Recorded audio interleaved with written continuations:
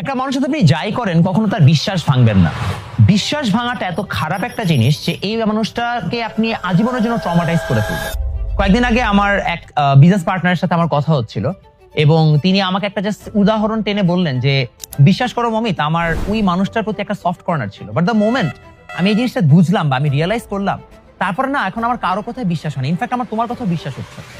এবং আমি জাস্ট বুঝতে পারছি যে ওই মানুষটার মধ্যে যে একটা ইনোসেন্স ছিল সেই ইনোসেন্সটা হারিয়ে গেছে, জাস্ট বিকজ ওই মানুষটাকে সামহাও প্রতারিত করা হয়েছে, বারবার তার বিশ্বাস ভাঙা হয়েছে। বিশ্বাস ভাঙবেন না। আপনি একটা মানুষের সাথে কোনো কারণে বনিবনা না হলে তার সাথে ট্রান্সপারেন্টলি জিনিসটাকে শেষ করেন, তার সাথে ট্রান্সপারেন্টলি জিনিসটাকে নিয়ে আলোচনা করেন।